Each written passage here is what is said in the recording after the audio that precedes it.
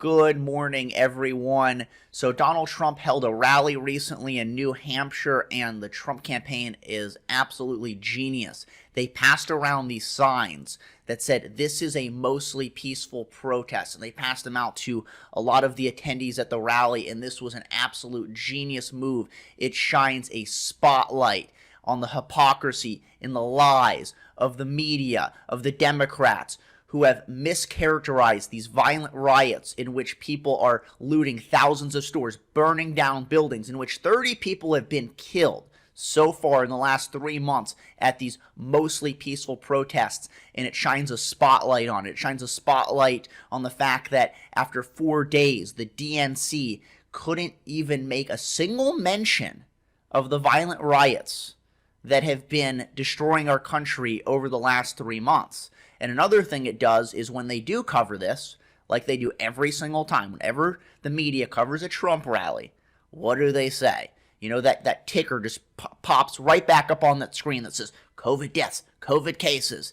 And you'll have a fake CNN doctor show up and say, "Look, this is the COVID super spreader."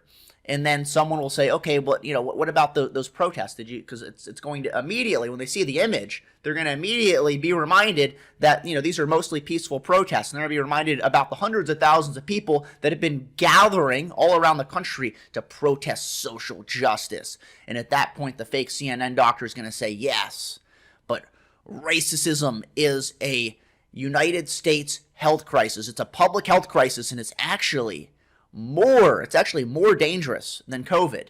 And at this point, the so-called party of science, because the Democrats have claimed to be the party of science, will completely ignore all of the science when it comes to fatal police shootings of unarmed black people, even by their own liberal media sources. I use their own source. If you go to the Washington Post, they have a comprehensive database of fatal police shootings. If you look in 2019, there was a total of 14 unarmed black people that were involved in fatal police shootings.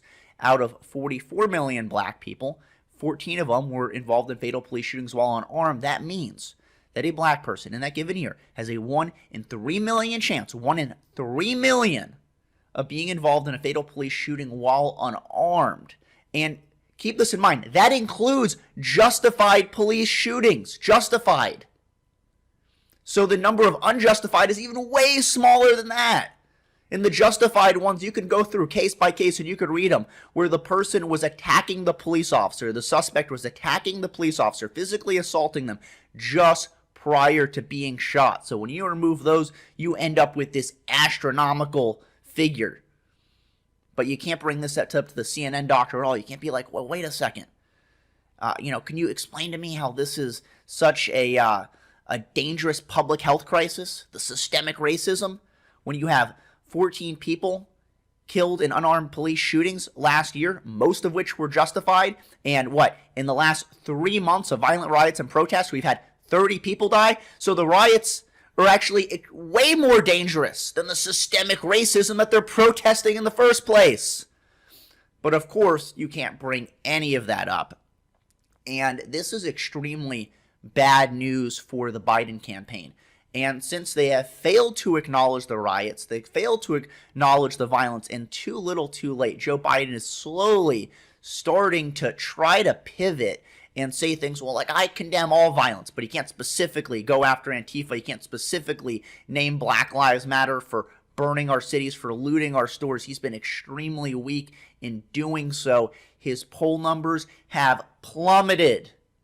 And the Democrats know it. Even Don Lemon came on CNN and said, he goes, "Look, the Democrats have a blind spot. They do not want to recognize the violence and the protests. It needs to stop. They need to call it out for what it is, because it's showing up in focus groups and it's hurting the campaign numbers." So they shouldn't call it out because it's the right thing to do. They shouldn't call it out because people are dying and business owners who are law-abiding citizens are having their entire life savings destroyed by some thugs.